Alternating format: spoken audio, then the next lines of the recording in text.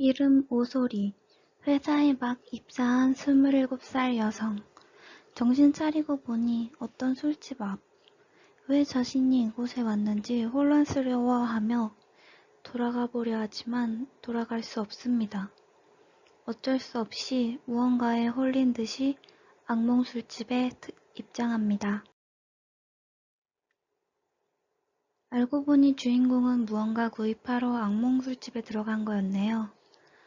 비밀을 지키는 것과 메뉴판이 무슨 상관인지는 모르겠지만 어쨌든 오소리에게 주어진 선택지는 3가지.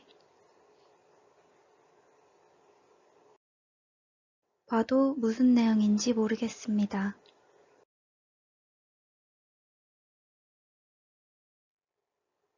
다짜고짜 메뉴판을 들이밀더니 이번엔 갑자기 마실 것을 갖고 옵니다. 그러면서 자신은 이 술집을 관리하는 주인 레테라며 자신을 소개합니다.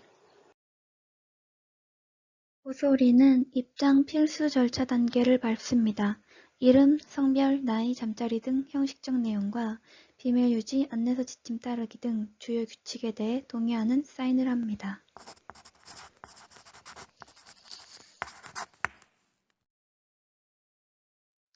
레테는 오소리가 여기를 어떻게 찾아오게 됐는지에 대해 궁금해합니다.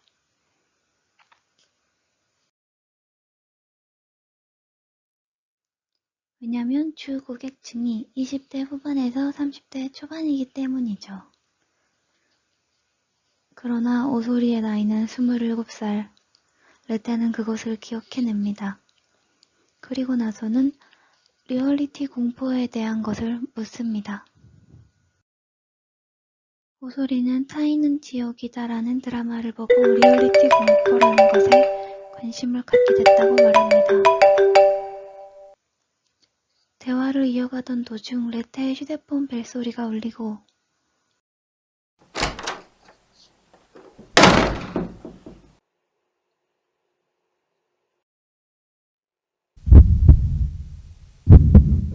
왠지 주인공은 레테의 노트를 봐야 할 것만 같은 느낌이 듭니다.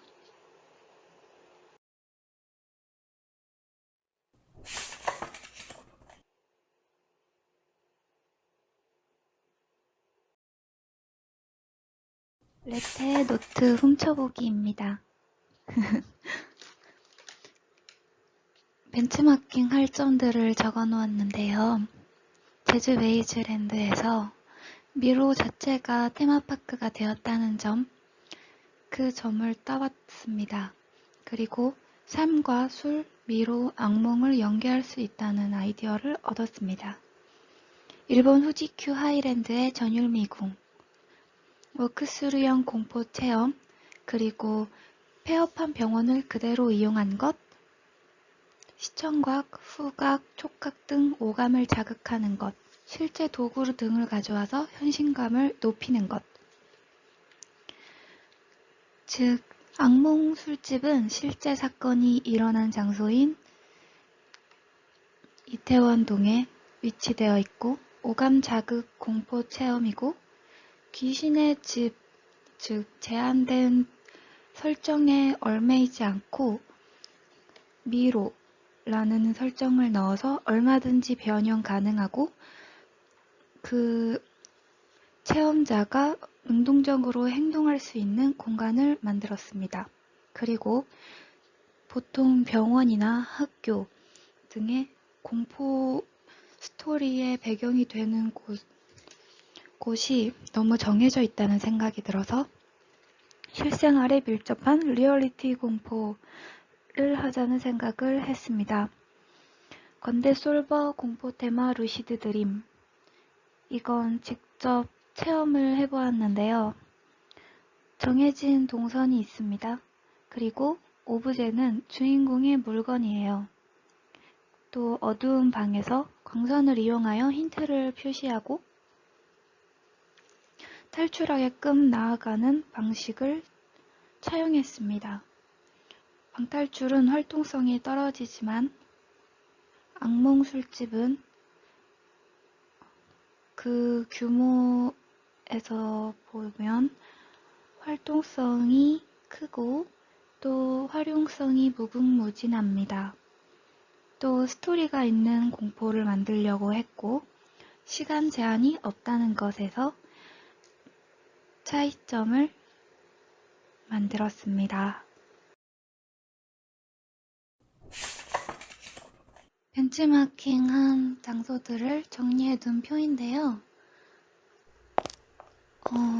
레트가 온 것 같으니까 일단 그만하겠습니다. 그리고 레테는 악몽 술집을 차릴 때 조사했던 내용이라고 말하며 주인공에게 안내서를 준다고 말합니다. 그리고 급한 일이 생겨서 따로 가야 할 것 같다고 말합니다. 레테는 지하실로 오소리를 안내합니다. 레테가 준 음료 때문인지 아까부터 말을 안 듣던 몸 때문인지 현기증을 느끼지만 다들 그렇다는 말에 크게 개의치 않고 계단을 내려갑니다. 지하 계단으로 내려가니 새로운 하늘이 펼쳐져 있습니다. 그러나 레테는 아무렇지 않은 듯 이를 평범한 골목길이라 말합니다.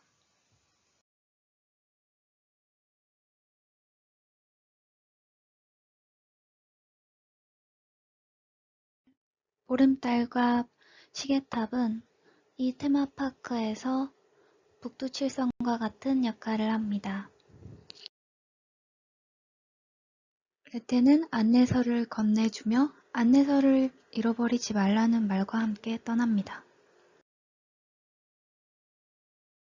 첫 페이지에는 악몽술집의 약도와 동선이 적혀져 있습니다.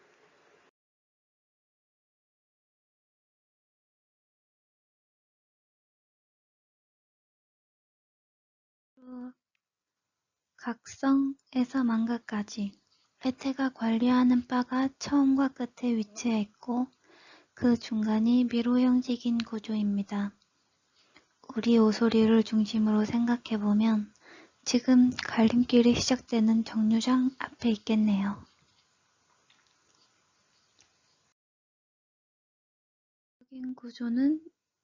전체적인 구조는 이렇습니다.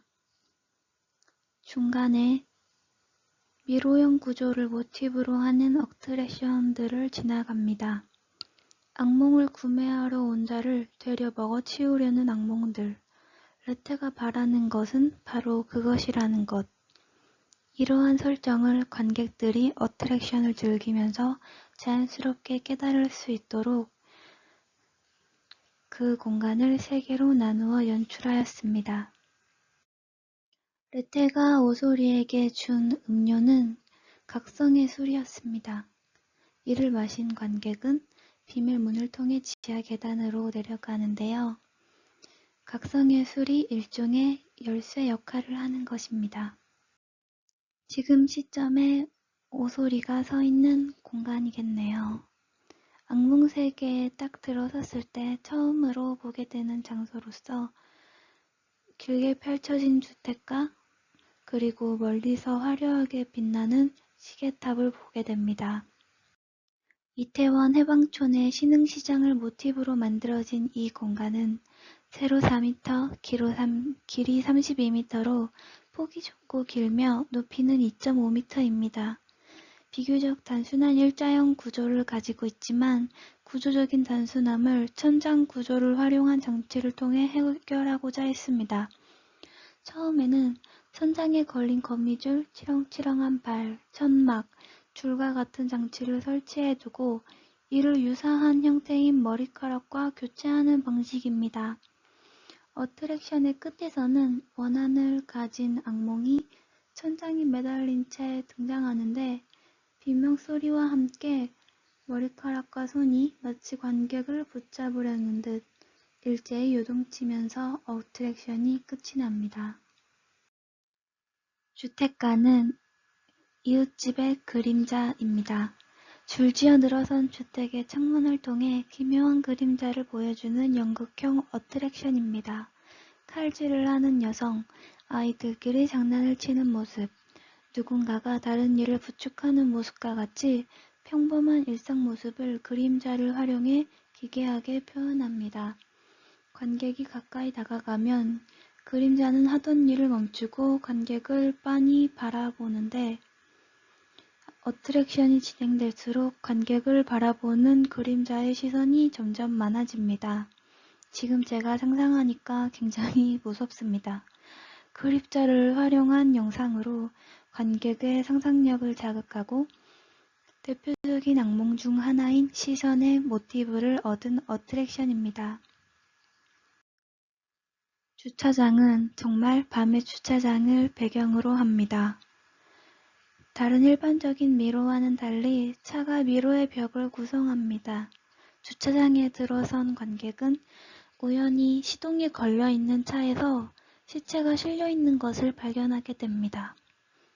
그리고 어떠한 시선을 느낍니다. 본능적으로 달아나야 함을 알 수 있습니다. 관객이 미로 속으로 움직임에 따라 주변의 자동차들이 시동이 걸리고 와이퍼가 움직이며 헤드라이트가 켜지고 요란하게 경적이 울리는 등의 일이 일어납니다.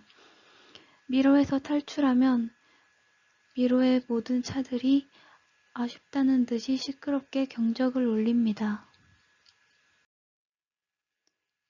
이 전까지는 악몽 술집의 배경이 되는 악몽에 대한 스토리텔링이었다면 골목길은 좀 더 세밀한 미로 구조를 갖고 있습니다.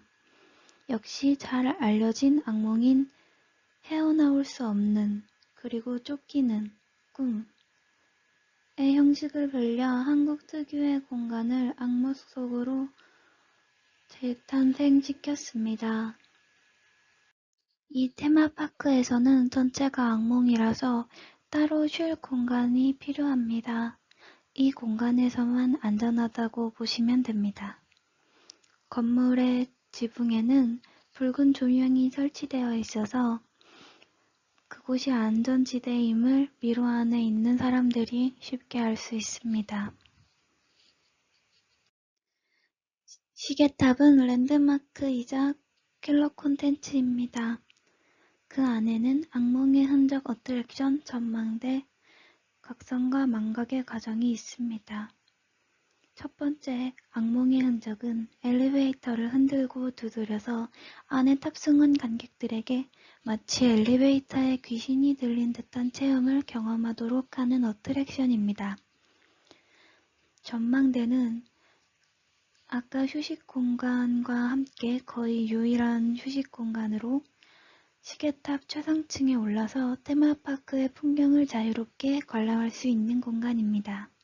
각성과 망각, 즉 악몽을 꾸고 그로부터 벗어나 현실로 돌아가는 과정을 상징하는 공간입니다. 레테가 오소리에게 종소리가 들리면 나가도 좋다고 말을 하는데요. 이 종소리가 그 각성, 동시에 망각을 의미한다고 할 수 있습니다. 마지막 구간 망각입니다. 다시 처음에 악몽 술집으로 돌아갑니다. 악몽 품앗이는 자신이 꾼 악몽을 다른 사람들과 공유하고 다른 사람들의 악몽을 들을 수 있는 활동입니다. 이 악몽은 단순히 꿈, 악몽을 말하는 것만이 아니라 악몽 같은 현실, 그런 것들을 의미하기도 합니다. 현실로 완전히 돌아온 관객들은 이곳에서 주류와 먹거리, 음료 등을 즐길 수 있습니다. 그리고 잠과 관련된 수면 향초를 구입할 수도 있고 캐릭터 가면, 엽서, 사진과 같은 기념품을 구매할 수 있습니다. 포토존이 따로 마련되어 있는데 그곳에서만 사진을 찍을 수 있습니다. 그곳에서 찍은 사진은 망각존에서 인화하여 가져갈 수 있습니다. 물론 돈 내고요. 좋은 평가를 받은 악몽 이야기는 이곳의 벽면에 장식되고 그 중에서 몇몇은 테마파크 내의 캐릭터나 이벤트로 활용될 수 있습니다. 이미 절차에서 동의하셨으니까 어쩔 수 없습니다. 악몽 술집 안내서 악몽 술집에 오신 것을 환영합니다. 당신의 악몽을 팔고 원하는 것을 가져가세요. 또는 악몽을 구매해 보시는 건 어떠세요? 그것은 쾌락일 수도 고통일 수도 있습니다. 혹시나 귀를 잘못 들어 오고 싶지 않았는데 오게 된 분이 있다면 양 손바닥을 보이게 든 채로 근처에 청소하는 바텐더에게 가시면 됩니다. 아, 코인 챙기는 거 잊지 마시고요. 자, 이제부터 본론입니다. 다른 건 몰라도 4번은 꼭 지켜주셔야 합니다. 시계탑을 향해 나아가세요. 청소하는 바텐더에게 말을 걸지 마세요. 길거리에 악몽을 판다는 사람들은 불법 상인입니다. 몰래 찍어서 제보해 주시면 보상을 드립니다. 가끔 길에 기어다니는 것이 있다는 제보가 있는데 CCTV 확인 결과 거짓 소문으로 밝혀졌습니다. 혹시나 발견 시엔 즉각 근처 바텐더에게 알리십시오. 주인공은 악몽 술집 안내서를 읽고 혼란에 빠집니다. 일단 꼭 지켜야 하는 사원이 보이지 않기 때문이죠. 그리고 길을 가다 보면 4번이나 6번 또는 22번 그런 다른 숫자의 규칙들이 찢어진 상태로 붙어 있거나 버려져 있습니다. 거기에선 가끔은 안내서의 규칙을 지키면 안 될 때가 있습니다. 길에 있는 빨간 봉투는 행운의 편지입니다. 뜯어보세요. 등에 문구가 적혀져 있죠. 하지만 이제 뭐가 진짜고 뭐가 거짓인지 알 수 없는 악몽 그 자체에 들어오게 된 주인공. 무엇이 진실일지 모를 때 그 미지, 그 자체에 대한 공포. 그것을 느끼게 됩니다. 레테의 컨셉 노트입니다. 레테가 악몽 술집을 구상할 때 조사한 내용들입니다. 공포를 느끼는 것은 인간의 본능입니다. 미지의 것이나 위험, 죽음 등에 대해 공포를 느낌으로써 생존에 도움을 주는 수단이기도 하죠. 그리고 이는 흥분, 자극, 상상력을 나타내며 카타르시스를 선사하기도 합니다. 예전에는 위험을 경고하는 본능이었다면 요즘에 와서는 오락의 수단이 되었습니다. 공포는 그 어떤 것보다도 강렬한 자극이며 그 공포가 해소되면서 느낄 수 있는 카타르시스. 이 두 가지 측면에서 매력적입니다. 악몽. 꿈은 무의식의 반영이라고 합니다. 스트레스를 받으면 악몽으로 나타나기도 합니다. 공포라는 감정의 결과물이라고 할 수 있습니다. 악몽의 원형에는 쫓김, 추락, 상처, 시험, 감금, 헤맴이 있는데요. 이 중에서 헤매고 쫓기는 미로의 컨셉을 가져왔습니다. 으슥한 골목길에서 무언가 그 뒤에 일어날 일을 상상하는 것, 그 미지의 실체화가 악몽으로 구현됩니다. 술은 그 자체로 매혹적이며 악마를 뜻하기도 합니다. 또한 망각과 각성의 역할을 도와줍니다. 술은 본능을 자극하는 것으로 원초적인 것이라고 할 수 있습니다. 술은 망각과 각성이라고 말했던 것처럼 흥분을 일으키기도 하고 동시에 이완 역할을 하기도 합니다. 술의 시작과 끝엔 망각과 각성이 있습니다. 악몽 술집에서도 마찬가지예요. 악몽, 공포, 미로 그 자체를 즐기게 하는 것이 목표입니다. 악몽 술집의 지하 속 미로에서 사람들은 자신의 악몽을 떠올리고 상상력을 발휘시키고 카타르시스를 느끼기도 합니다. 악몽에 대한 공유, 술에 대한 경계심, 악몽 원형의 사용 등은 부가적 요소입니다. 이것이 스토리텔링 상으로는 악몽을 파는 술집으로 표현됐습니다. 악몽을 구입하러 온 인간도 악몽을 만들어내는 물건이 된다는 것입니다. 악몽 술집에서 주인공을 잡으려 드는 이상한 것들이 바로 그 물건입니다. 그러나 여기를 탈출하면 각성, 깨어남이라는 보상이 있습니다. 미로를 빠져나온 주인공, 레테는 어떻게 도착했냐며 의아해합니다.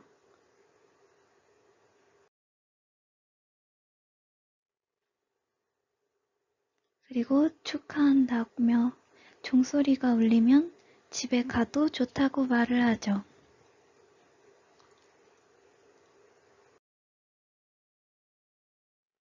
물론 퇴장 시에도 절차는 따라야 합니다.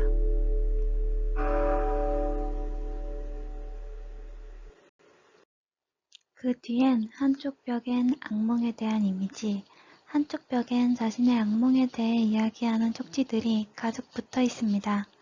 바로 뒤에 나올 바의 이벤트에 참여하면 자신의 이야기나 이미지 또한 테마파크의 일부가 될 수 있는 것이죠.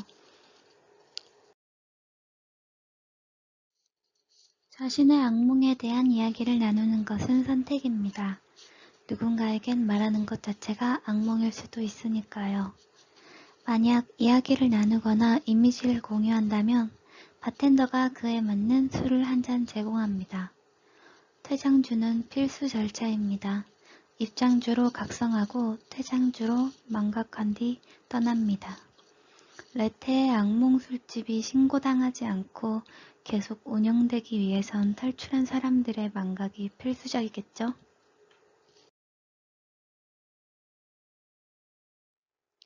이때까지 악몽 술집을 소개하는 방식 때문에 좀 혼란이 있으셨을 것 같은데요.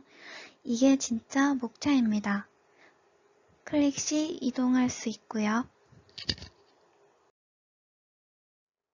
첫 번째, 입장주에서는 컨셉을 한 이미지로 드러내고 무언가에 이끌리듯 들어가는 유혹적인 악몽 술집의 이미지를 표현하였습니다. 두 번째, 당신이 원하는 것에서는 사용자 요구 분석이 들어갔는데요. 주인공 오소리가 왜 오게 됐는지, 그리고 어떤 것을 통해 리얼리티 공포에 관심을 갖게 되었는지에 대해서 설명이 나옵니다. 세 번째, 레테의 노트. 레테의 노트에는 벤치마킹과 사례 분석이 있습니다. 세 가지의 테마파크와 방탈출 카페를 조사했고요. 네 번째, 악몽 술집 안내서에는 지도, 동선, 그리고 컨셉과 스토리가 들어가 있습니다. 오소리 시점에서 진행됩니다. 다섯 번째, 새로운 악몽. 스토리와 콘텐츠를 설명하는 파트입니다. 여섯 번째, 각성, 퇴장주. 휴식 공간, 해소, 탈출하는 과정을 소개하는 파트입니다.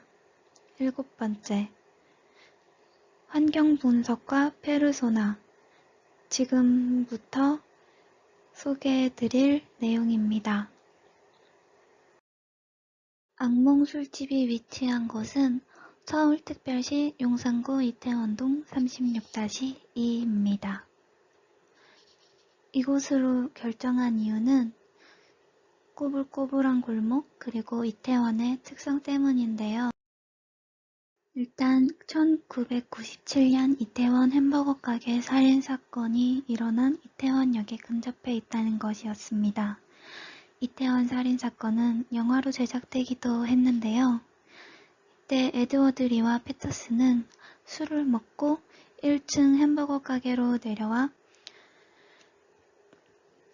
아무 죄가 없던 피해자 조 씨를 무참히 살해한 사건이었습니다. 진실은 거의 20년이나 은폐되어 있었고 나중에 밝혀졌다는 점에서 더 인상 깊었습니다. 또한 술에 취한 상태였다는 점, 그리고 이태원에 공개된 햄버거 가게, 거기서 살인사건이 일어났다는 점에서 충격을 주어서 이 사건을 중심으로 구성하게 되었습니다. 물론 내용이 아니라 위치만요. 이태원은 술에 취한 도시입니다. 그리고 동시에 골목에 어두움이 공존하는 것이죠. 화려한 네온 사인과 간판, 그리고 술에 취해 즐거워 보이는 사람들, 그 뒤에 어두운 골목, 그리고 술에 취한 상태로 일어난 수많은 범죄들. 살인의 43%는 술 먹고 일어난 범죄라고 합니다. 그리고 전체 강력범죄 28%가 음주범죄라고 합니다. 즉, 술은 사람을 천국으로 데려다 주기도 하고 나락으로 빠뜨리기도 합니다. 이 점에서 천사와 악마, 양면성을 가지고 있다고 볼 수 있죠. 수학 분석입니다. 강점으로 많은 유동인구, 술과 악몽이라는 생활과 밀접한 소재, 날씨와 시간에 구애받지 않는 실내형 구조가 있습니다. 약점으로는 내부 스토리와 구조 등에 대해 비밀을 요하는데 인터넷상에서 그 정보를 통제하기 어렵다는 것에 있습니다. 또 한 번 통과하면 재도전할 이유를 찾지 못하는 사람들이 있을 것으로 예상됩니다. 기회로는 이태원의 외국인들이 점점 늘어나고 있고 그를 중심으로 한 커뮤니티 또한 증가하고 있다는 것입니다. 그리고 술에 취한 채 범죄를 저지르면 형량을 감해주는데 이에 대해 오히려 형량을 더해야 하는 것 아니냐는 논의가 계속되고 있는 상태입니다. 이런 환경 속에서 술의 양면성에 대해 이야기해볼 필요가 있습니다. 위협, 전체적으로 언덕이고 대중교통도 그렇게 많이 다니지 않습니다. 찾아가려면 큰 대로변에서부터 작은 골목까지 들어가야 한다는 단점이 있습니다. 그리고 이태원의 자유로운 분위기가 요즘 코로나 시대에는 통제 불가능의 위협으로 다가올 수 있습니다. 우리의 주인공이자 페르소나 오소리에 대해서 이야기해 보겠습니다. 오소리는 27살 여성 사회초년생으로 대학생이던 때보단 금전적으로 여유가 생겨서 술에 대한 관심도 높고 공포 체험에 대한 관심도 많습니다. 자신이 보는 유튜브의 커뮤니티, 댓글이나 동영상 등으로 악몽 술집에 대한 이야기가 올라오고 오소리는 그것에 대해 호기심을 갖게 됩니다. 그러나 이는 전부 레테가 올린 글들이었고 그것을 보고 찾아오는 사람들이 악몽을 생산하는 도구로 이용되고 있던 것이었죠. 레테. 레테는 그리스어로 망각, 진실의 은폐를 의미합니다. 그 자체를 상징하는 신이기도 하지요. 그리고 그리스 신화에선 레테강의 강물을 마시면 이전의 기억을 모두 잃는다고 합니다. 우리의 주인공이자 페르소나 오소리. 오소리는 그 자체로 동물 오소리를 의미하기도 하고 이름 소리, 사운드를 의미하기도 합니다. 동물 오소리는 야행성이며 굴을 파 그 안에서 삽니다. 처음 레테를 찾아온 오소리가 밤에 찾아왔다는 것, 그리고 지하세계로 내려가서 미로에 들어가게 되는 것을 의미해서 그리고 종소리. 마지막에 탈출할 때 레테는 소리에게 종소리가 울리면 떠나도 된다고 하는데요. 그 소리는 각성의 소리입니다. 즉, 레테와 오소리는 그 이름에서부터 대척점을 지니고 있습니다. 레테와 오소리를 통해 간단하게 알아본 테마파크 이야기. 긴 이야기 들어주셔서 감사합니다.